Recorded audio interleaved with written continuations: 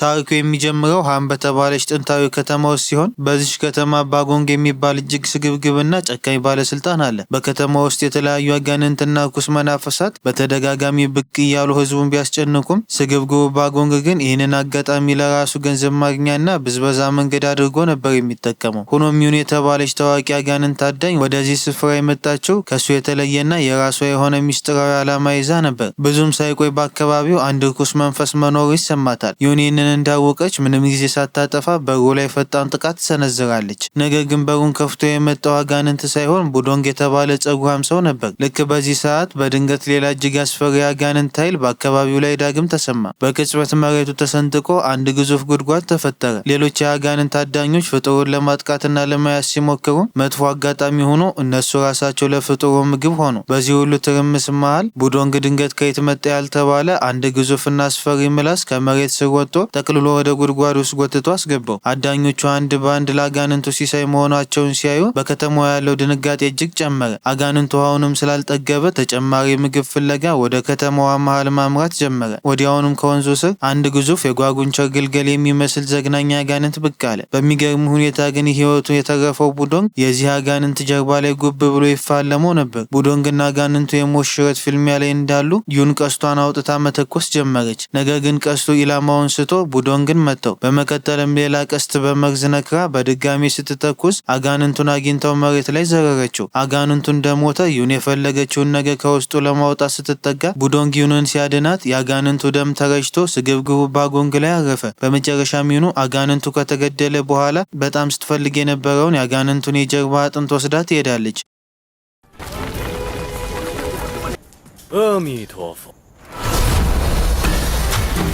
ግዙፉ የጓጉንቸር አጋንንት ካሸነፉ በኋላ ቡዶንግ አስተማሪውን ለማግኘት ወደ ቤተ መቅደስ ይመለሳል። እዚያ ሲደርስ ዋና መነኩሴው ከሌሎች ጋር በመሆን አንድ የጸሎት ስነ ስርዓት ሲያካሄድ ይመለከታል። ጸሎቱ እየተደረገ የነበረው የአንድ ጄኔራል ሚስት ምኞት ለማሟላት ሲሆን ሚስቲቱ ወንድ ልጅ መውለድ ትፈልግ ነበር። ነገር ግን በስነ ስርዓቱ መሃል ቡዶንግ በሚገርም ሁኔታ የሚስቲቱን አእምሮ ማንበብ ቻለ። ወንድ ልጅ የፈለገችው ለበጎ ሳይሆን ስልጣኗንና ቦታዋን ለማስጠበቅ ብቻ ነበር። ከዚህ በባሰ ደግሞ የጄኔራሉን ሚስጥራዊ ፍቅረኛ ለመግደል አቅዳ ነበር። ይህንን የክፋት ሀሳቧን ሲረዳ ቡዶንግና አስተማሪው ስግብግቦቹን መነኩሴ ለገንዘብ ብለው የሚያደርጉትን ይህንን ስነ ስርዓት በማበላሸት አቋረጡት። ይህ በእንዲህ እንዳለ ዩንና ረዳቷ ወደ ሚስጥራዊ ማዕከላቸው ከተመለሱ በኋላ ያመጡትን የአጋንንት የጀርባ አጥንት ዩኑ ራሷ ወደ ሰራቸው አንድ ልዩ መሳሪያ ውስጥ ማስገባት ጀመሩ። ዩኑ ይህንን መሳሪያ የሰራቸው በሰው ልጆች ዓለም ውስጥ ለ1000 ዓመታት ከቆየች በኋላ ነበር። የመሳሪያው ጥቅም የጥንቱን ዘመን ትዝታዎች ወደኋላ በመመለስ ዳግም የተወለደውን የቺንቶንግ ግን አዲስ ፊት ለማወቅ ነበር። ነገር ግን ይህንን መሳሪያ ሟልቶ ለመጠቀም ዩኑ አሁንም አንድ ተጨማሪ ነገር ያስፈልጋት ነበር። እሱም የሳይክሎፕስ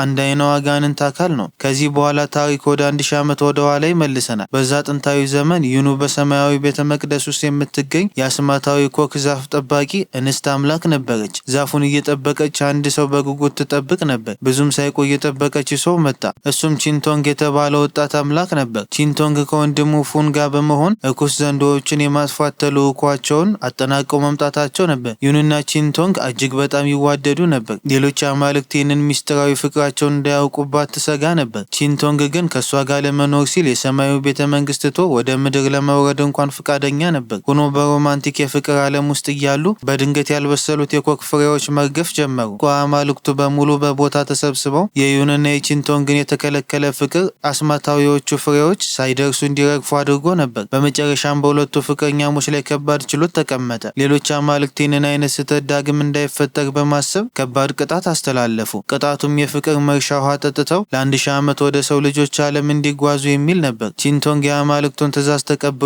ውሃውን በመጠጣት ትዝታውን አጥቶ ወደ ምድር ወረደ።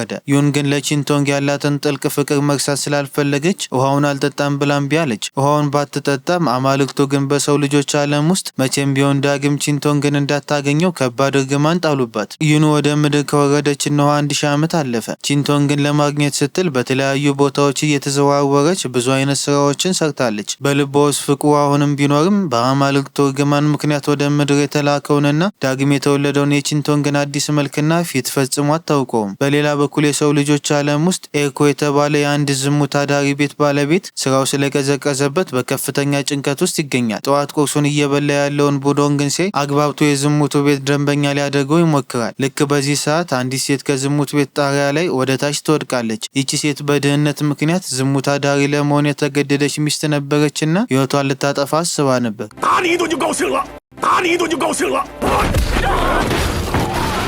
ከዚያም በቦታው ላይ የተፈጠረውን ግርግር ቡዶንግ እንደ ብረት ጠንካራ በሆነው ጸጉሩና በማይበገረው ሰውነቱ ተጠቅሞ ካረጋጋ በኋላ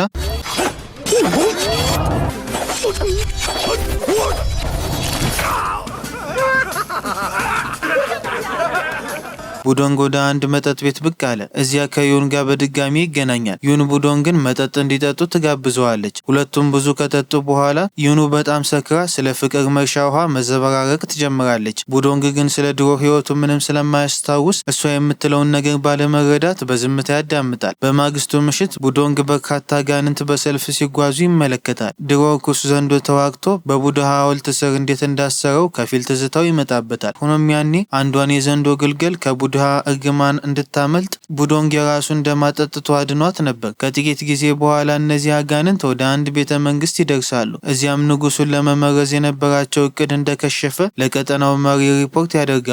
ንጉሱ ሊመርዙት ሲሞክሩ የንጉሱ ግርማ ሞገስና መለኮታዊ ኃይል ወደ ኋላ አሽቀንጥሮ ጥሏቸው ነበር። የአጋንንቶች መሪ የንጉሱን አካል ሙሉ በሙሉ ተቆጣጥሮ የሰው ልጆችን ለመግዛት አስቧል። ነገር ግን የንጉሱ መንፈስ ለማዳከም የተለየ አስማታዊ ኃይል ያለው ሰው ያስፈልገዋል። ይህንን እቅዳቸውን ለማስፈጸም ሲሉ የሰው ልጆችን ሕፃን እየሰረቁ መመገብ ጀምረዋል።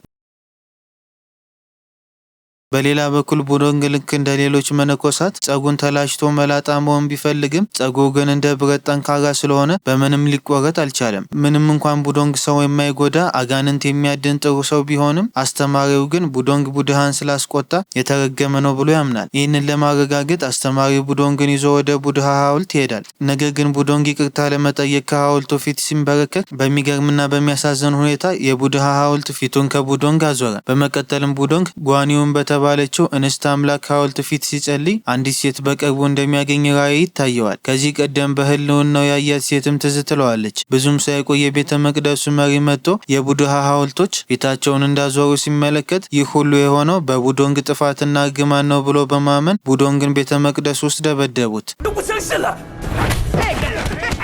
በተመሳሳይ ሰዓት ያቺ የጄኔራል ሚስት ዳግም ጸሎት ለማድረግ ወደ ቤተ መቅደሱ መጣ ነበር። ነገር ግን ቡዶንግን እዚያው ስታገኘው ድሮ ጸሎቷን ስላበላሸባት ጠባቂዎች ቡዶንግን በኃይል እንዲያባሩት አደረገች። የቡዶንግ አስተማሪ ልጁን ለመከላከል ሲሞክር አንደኛው ጠባቂ በዱላ ጭንቅላቱን ክፉኛ መታው። ጭንቅላቱ ሲፈነዳ በሚገርም ሁኔታ የቡዶንግ አስተማሪ ወደ አንድ ግዙፍና አስፈሪ ዝንጀሮነት ተቀየረ። አስተማሪ ወደ ግዙፍ ዝንጀሮ ከተቀየረ በኋላ አላስፈላጊ የሆኑ ጠባቂዎችን አሽቀንጥሮ በመጣል ትክክለኛ ማንነቱን አጋለጠ።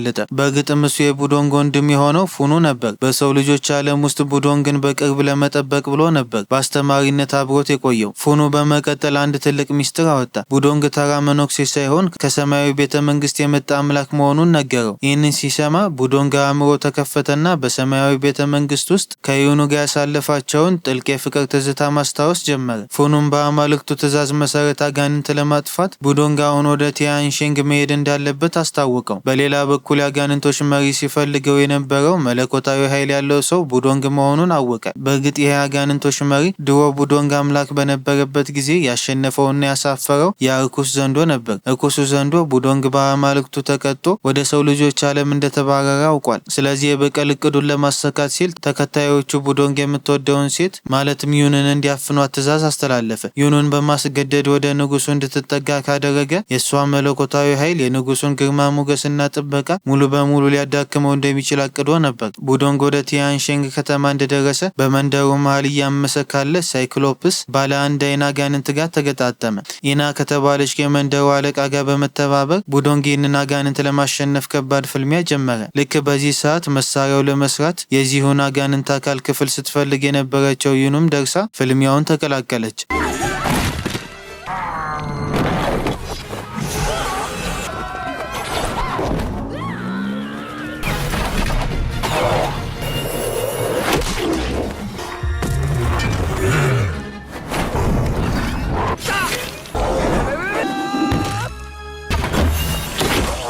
መጀመሪያ ላይ ያጋንንቱ ቆዳ እጅግ በጣም ወፍራምና እንደ ድንጋይ ጠንካራ ስለነበር ሊያሸንፉት ተቸግረው ነበር። ነገር ግን በመጨረሻ እንደ ብረት የጠነከረውን የቡዶንግን ጸጉር እንደ ጦር መሳሪያ በመጠቀም ያጋንንቱን ጠንካራ ሰውነት በስተው በመግባት ሳይክሎፑስን ገለው ጣሉት።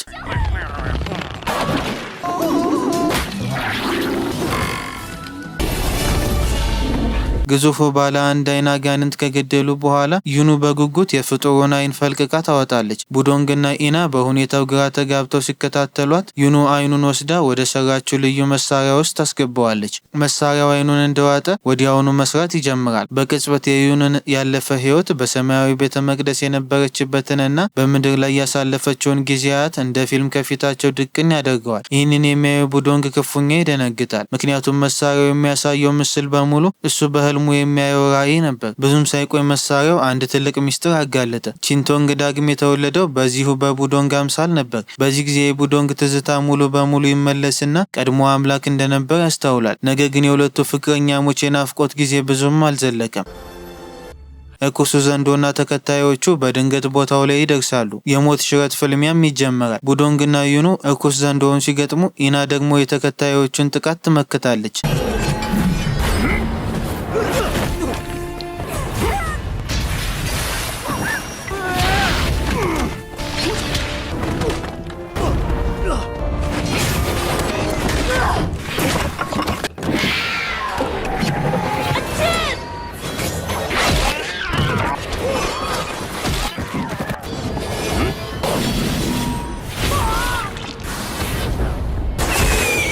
ሆኖም ፍልሚያው እንዳሰቡት አላማረም። እርኩሱ ዘንዶ ኢናን ገሏት ክፉኛ ቆስሎ በማጣጣር ላይ ያለውን ቡዶንግ አፍኖ ይይዘዋል። ዩኑ አቅም አጣ። የፍቅረኛዋን ህይወት እንዳያጠፋ ብትለምነውም ዘንዶ ግን አንድ ክፉ ስምምነት እንድታደርግ ያስገድዳታል። የቡዶንግን ህይወት ለማትረፍ የነፍስ ትል የተባለውን እርኩስ ነፍስ እንድትውጥ ያዛታል። ይህንን ትል ከዋጠች ህይወቷን ሙሉ በሙሉ በዘንዶ ቁጥጥር ስር ይሆናል። ዩኑ ግን ፍቅረኛዋን ለማዳን ስትል ያለማቅማማት ትሉን ውጣ የቡዶንግን ህይወት ታተርፋለች። ከጥቂት ቀናት በኋላ ዘንዶ ዩኑን ወደ ንጉሱ ተጠግታ እንድታታልለውና እንድትፈትነው ያዛታል። በሌላ በኩል ክፉኛ የቆሰለው ቡዶንግ ከአንድ የዘንዶ ተከታይ ጋር ይገናኛል። ይቺ ተከታይ ቀድሞውንም ቡዶንግ ላደረገላት ውለታ አጸፋውን ለመመለስ ስትል የራሷን ግማሽ ነፍስ አሳልፋ በመስጠት የቡዶንግን ቁስል ሙሉ በሙሉ ትፈውሰዋለች። ቡዶንግን ካዳነች በኋላ ጓኒውን ከተባለችው እንስት አምላክ ዘንድ አንድ ራዕይ ደርሰዋል። ራዕዩም እርኩሱ ዘንዶ የሰው ልጆችን ዓለም ሊያጠፋ ስላሰበ ከባድ ጥፋት የሚያስጠነቅቅ ነበር። ጥፋት ለመከላከል ሲሉ የሰማይ አማልክት የቡዶንግን ቅጣት አንስተው መለኮታዊ ኃይሉን ሊመልሱለት ይወስናሉ። ነገር ግን ኃይሉን ሙሉ በሙሉ መልሶ ለማግኘት መጀመሪያ 3 ነገሮችን ማሟላትና ማግኘት አለበት። አንደኛው የአንድ መጥፎ ሰው እንባ፣ ሁለተኛ የአንድን ወራዳ ሰው ክብርና ሶስተኛ በፍቅር የወደቀ ሰው ትንፋሽ። እነዚህ 3 ነገሮች እስኪያሟላ ድረስ ግን ምንም ኃይል የሌለው ተራ የሰው ልጅ ሆኖ ይቆያል። ይህንን ትዕዛዝ እንደተቀበለ ቡዶንግ እነዚህን ነገሮች ፍለጋ ከወንድሙ ጋር ጉዞ ይጀምራል። መጀመሪያ ያመራው ኤሪኮ ወደ ተባለ ሰው ዘንድ ነው። ኤሪኮ የገዛ ሚስቱን በዝሙት የሚያሰራ የዝሙት አዳሪ ቤት ባለቤትና እጅግ ወራዳ ሰው ነው። ቡዶንግ የኤሪኮን ክብር እንዲሰጠው ይጠይቋል። ኤሪኮ ግን ግራ ይጋባል። ብዙም ሳይቆይ የኤሪኮ ሚስትና ልጆች እዛው ይመጣሉ። ምንም እንኳን ኤሪኮ ክብረ ቢስ ቢሆንም ቢያንስ ልጆቹን ለማስተማርና ለማሳደግ ይጥር ነበር። በድንገት ቀድሞ ኤሪኮን ደብድቦት የነበረው ደንበኛ ብድር ለመሰብሰብ ብቅ ይላል። ኤሪኮ ምንም ገንዘብ ስላልነበረውና ኪሱ ባዶ ስለነበር ተጨማሪ ጊዜ እንዲሰጠው ደንበኛውን ይለምነዋል። ደንበኛው ከኤሪኮ ምንም አይነት ገንዘብ ማግኘት እንደማይችል ሲረዳ የኤሪኮን 2 ልጆች ወስዶ ለመሸጥ ያስባል። ይህንን ሲሰማ ቡዶንግ ዝም ብሎ ማየት ስላልቻለ ጣልቃ ይገባል። ተከታዮቹ ቡዶንግን እንዲያጠቁት ያዛል። ቡዶንግ በዚህ ሰዓት መለኮታዊ ኃይል የሌለው ተራ ሰው ልጅ መሆኑን ረስቶ ሊዋጋቸው ይሞክራል። ነገር ግን አቅም ስላልነበረው ክፉኛ ይደበደባል። ደንበኛውን ቡዶንግን በስለት ሊወጋው ሲል 2 ልጆች በፍጥነት ደንበኛውን ለማስቆም ይሞክራሉ። የኤሪኮ ሚስትን ቤተሰቧን ለማዳን ስትሞክር በኃይል ተገፍትራ ትወድቅና በሚያሳዝን ሁኔታ ህይወቷ ያልፋል። ይህንን ሲያይ ኤሪኮ በከፍተኛ ቁጣና ብስጭት ይሞላል። ለሚስቱ ለመበቀል ወደ ደንበኛው በመወርወር ጸብ ይጀምራል። ኤሪኮ ለቤተሰቡ ሲል የተዋጋበት ይህ ድርጊት እንደ ወንድ የነበረውን እውነተኛ ክብርና ወኔውን ዳግም እንዲያገኝ አደረገው። የአንድ ወራዳ ሰውን ክብር ማግኘት ደግሞ የቡዶንግ የመጀመሪያ መስፈርት ነበር። እናም ልክ በዚህ ቅጽበት ቡዶንግ ከመለኮታዊ ኃይሉ 1/3ኛውን ይመለስለታል። ወንድሙ ፉንም በተመሳሳይ ሁኔታ ኃይሉን ያገኛል። ሚስቱ ከሞተች በኋላ ኤሪኮ ለቤተሰቡ የተሻለ ህይወት ባለመስጠቱ እጅግ ይጸጸታል። በሚቀጥለው ህይወቱ የተሻለ ሰው እንደሚሆን ቃል ገብቶ እዛው ራሱን ያጠፋል። በዚህ ሰዓት ያልተጠበቀ ነገር ተፈጠረ። ደንበኛው የኤሪኮ መሞት ሲያይ ማልቀስና በድርጊቱ አምርሮ መጸጸት ጀመረ። ከተወለደ ጀምሮ ወላጅ አልባ የነበረው ይህ ሰው የኤሪኮ ቤተሰብ ስላለው ቀንቶበት እንጂ ሌላ ክፉ ዓላማ አልነበረውም። የኤሪኮ ልጆችም ወስዶ እሱ ያላገኘውን የተሻለ ህይወት እንዲኖራቸው ማድረግ ብቻ ነበር የፈለገው። መጥፎው ሰው ስላለቀሰ ቡዶንግ ሁለተኛ መስፈርት አሟላ። ወዲያውኑ ከመለኮታዊ ኃይሉ 2/3ኛውን መልሶ አገኘ። አሁን ቡዶንግ ሙሉ ኃይሉን ለማግኘት የሚቀረው አንድ ነገር ብቻ ነው። እሱም በፍቅር የወደቀ ሰው ትንፋሽ ነው። ይህንን ደግሞ ከዩን ለማግኘት አስቧል። ዩኑ በሚኒስተሩ በተዘዋወረው እርኩስ ዘንዶ ሴራ የንጉሱ ቁባት እንድትሆን ተደርጋለች። ንጉሱና ዩኑ ሊሳሳሙ ሲሉ ዩኑ መርዝ ታወጣለች። ነገር ግን ድርጊቷ ልክ እንዳልሆነ ተረድታ መርዙን ትመልሰዋለች። በመቀጠልም ዘንዶ ስልጣን ለመንጠቅና ንጉሱን የመግደል እቅድ እንዳለው ሚስጥሩን ታጋልጣለች። ይህንን የሰማው ንጉሱም ወታደሮች አካባቢው እንዲከቡት ወዲያውኑ ያዛል። እርኩሱ ዘንዶ ዩኑ ትዕዛዙ እንዳልተቀበለች ሲያው አስቀድማ የዋጠችውን የነፍስ ትል በማነሳሳት ዩኑ ላይ ከፍተኛ የስቃይ ህመም ይለቅባታል። ቀጥሎም ንጉሱን ለማፈን ተከታዮቹ ይልካል። ነገር ግን ብዙም ሳይቆይ ቡዶንግና ወንድሙ ቦታው ላይ ይደርሳሉ። ቡዶንግ በቅጽበት የዘንዶውን ተከታይ አጋንንቶች ገሎ ያጠፋቸዋል። ወዲያውኑ እርኩሱ ዘንዶ ራሱ ቦታው ላይ ይደርሳል። ይህንን ሲያየ የቡዶንግ ወንድምም ቡዶንግ ቀሪውን መለኮታዊ ኃይሉን እንዲያገኝ ጊዜ ለመስጠት ከዘንዶው ጋር ፍልሜ ይጀምራል። ቡዶንግ የመጨረሻውን ኃይሉን ለማግኘትና ትንፋሿን ለመውሰድ ዩኑን ደጋግሞ ይስማታል። ነገር ግን በሚገርም ሁኔታ ኃይሉ ሊመለስለት አልቻለም። በመጨረሻ ሌላ አማራጭ ስላልነበረው ቡዶንግ ባለችው ኃይል እርኩሱን ዘንዶ ለመፋለም ጦርነቱን ይቀላቀላል።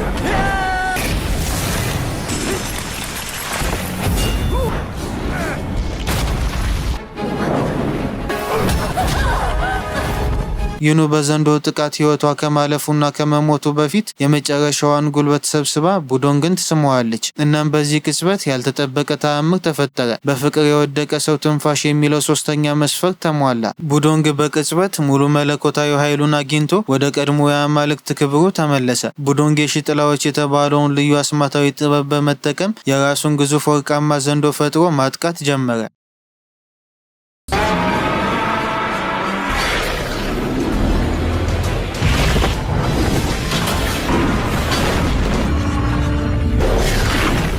ነገር ግን ጥቃቱ እርኩስ ዘንዶውን ሙሉ በሙሉ ሊያሸንፈው ስላልቻለ ቡዶንግ ዳግም አቋሙን በመቀየር እጅግ አስፈሪ የሆነ ኃይል በአንድ እጁ ላይ ይሰበስባል። በመጨረሻም በአንድ እጅግ ጠንካራና አስፈሪ በሆነ የቦክስ ምት እርኩሱን ዘንዶ መጥቶ በማንኮታኮት እስከ ወዲያኛው ገሎ ያጠፈዋል። ይህ ታላቅ ፍልሚያ ከተጠናቀቀ በኋላ እንስት አምላኳ ጓኒውን ብቅ በማለት ቡዶንግ አሁን ቅጣቱን ስለጨረሰ ወደ ሰማያዊ ቤተ መንግስት እንዲመለስ ትጋብዘዋለች። ነገር ግን ቡዶንግ ጥያቄውን ውድቅ አደረገ።